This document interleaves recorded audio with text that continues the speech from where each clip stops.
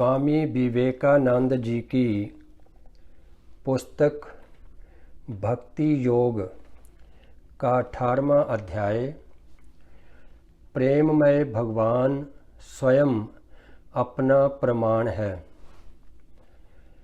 इससे पहले 17वें अध्याय में हमने प्रेम त्रिकोणात्मक है इस विषय पर चर्चा की और इस अध्याय में हम प्रेममय भगवान अपने आप में एक सबूत हैं अर्थात प्रमाण हैं, इस विषय पर चर्चा करेंगे। जो प्रेमी स्वार्थपरता और भय के परे हो गया है, जो फल आकांक्षा शून्य हो गया है, उसका आदर्श क्या है? वह परमेश्वर से भी यही कहेगा, मैं तुम्हें अपना सर्वस्व अर्पण करता हूँ, मैं तुमसे कोई वस्तु नहीं चाहता। वास्तव में ऐसा कुछ भी नहीं है जिसे मैं अपना कह सकूं। जब मनुष्य इस प्रकार की अवस्था प्राप्त कर लेता है, तब उसका आदर्श पूर्ण प्रेम का आदर्श हो जाता है। वह प्रेम जनित पूर्ण निर्भीकता के आदर्श में परिणत हो जाता है अर्थात बदल जाता है। इस प्रकार के व्यक्ति के सर्वोच्च आदर्श में किसी प्रकार की संकीर्णता नहीं रह जाती। वह किसी विशेष भाव द्वारा सीमित नहीं रहता।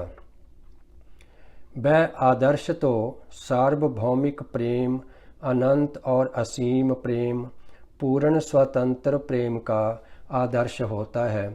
यही क्यों वह साक्षात प्रेम स्वरूप होता है। तब प्रेम धर्म के इस महान आदर्श की उपासना किसी प्रतीक या प्रतिमा के सहारे नहीं करनी पड़ती, वरन तब तो वह आदर्श के रूप में ही उपासित होता है।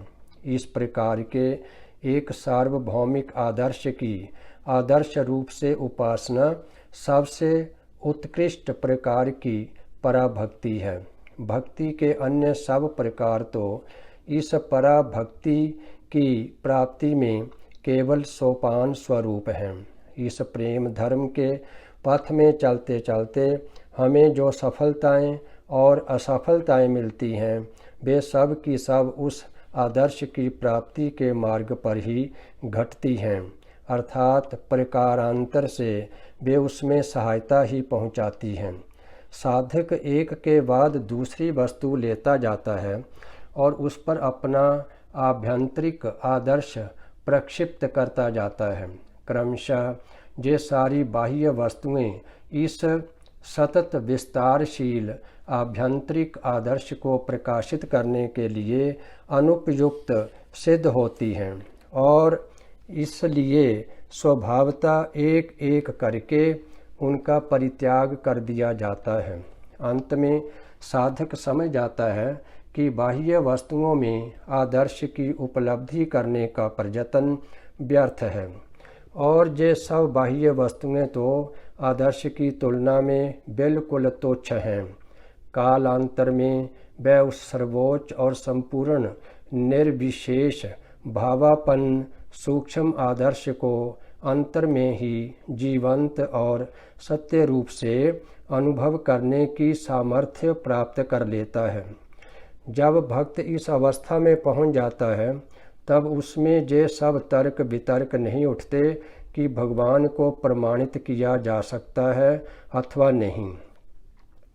भगवान सर्वज्ञ और सर्वशक्तिमान है या नहीं, उसके लिए तो भगवान प्रेममय हैं, प्रेम के सर्वोच्च आदर्श हैं और बस यह जानना ही उनके लिए यथेष्ट है। भगवान रूप प्रेम रूप होने के कारण स्वतः सिद्ध हैं। वे अन्य किसी प्रमाण की अपेक्षा नहीं रखते। प्रेमी के पास प्रेमास्पद का अस्तित्व प्रमाणित करने के लिए किसी बात की आवश्यकता नहीं। अन्य धर्मों के न्यायकर्ता भगवान का अस्तित्व प्रमाणित करने के लिए बहुत से प्रमाणों की आवश्यकता हो सकती है, पर भक्त तो ऐसे भगवान की बात मन में भी नहीं ला सकता। उसके लिए तो भगवान केवल प्रेम स्वरूप हैं। हे प्रिय, कोई भी स्त्री पति से पति के लिए प्रेम नहीं करती, वरन पति में स्थित आत्मा के लिए ही प्रेम करती है। हे प्रिय, कोई भी पुरुष पत्नी से पत्नी के लिए प्रेम नहीं करता, वरन पत्नी में स्थित आत्मा के लिए ही प्रेम करता है। कोई कोई कहते हैं कि समस्त मानवीय कार्यों की एकमात्र प्रेरक शक्ति है स्वार्थपरता, किंतु वह भी तो प्रेम ही है। पर हाँ, वह प्रेम विशिष्टता के कारण निम्न भावापन्न हो गया है। बस इतना ही। जब मैं अपने को संसार की सारी वस्तुओं में अवस्थित सोचता हूँ, तब निश्चय ही मुझमें किसी प्रकार की स्वार्थपरता नहीं रह सकती।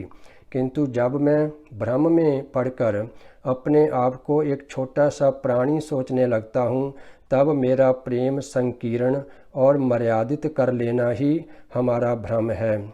इस विश्व की सारी वस्तुएं भगवान से निकली हैं, अतएव वे सभी हमारे प्रेम के योग्य हैं। पर हम यह सर्वदा स्मरण रखें कि समष्टि को प्यार करने से ही अंशों को भी प्यार करना हो जाता है। यह समष्टि ही भक्त का भगवान है। अन्य अन्य प्रकार के ईश्वर, जैसे स्वर्ग में रहने वाले पिता, शास्ता, स्रष्टा तथा नानाविध मतवाद और शास्त्र ग्रंथ भक्त के लिए कुछ अर्थ नहीं रखते। उसके लिए इन सब का कोई प्रयोजन नहीं, क्योंकि वह तो पराभक्ति के प्रभाव से संपूर्णता इन सब के ऊपर उठ गया है।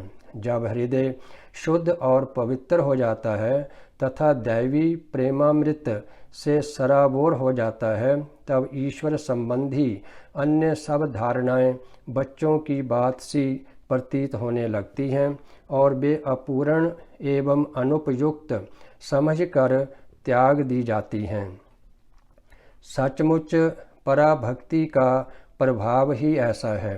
तब वह पूर्णता प्राप्त भक्त अपने भगवान को मंदिरों और गिरजों में खोजने नहीं जाता। उसके लिए तो ऐसा कोई स्थान ही नहीं जहाँ वे ना हों। वह उन्हें मंदिर के भीतर और बाहर सर्वत्र देखता है। साधु की साधुता में और दुष्ट की दुष्टता में भी वह उनके दर्शन करता है, क्योंकि उसने तो उन महिमामय प्रभु को पहले से ही अपने हृदय सिंहासन में बिठा लिया है और यह जानता है कि वे एक सर्वशक्तिमान एवं अनिर्वाण प्रेम ज्योति के रूप में उसके हृदय में नित्य दीप्तिमान हैं और सदा से वर्तमान हैं। शेष अगले अध्याय में।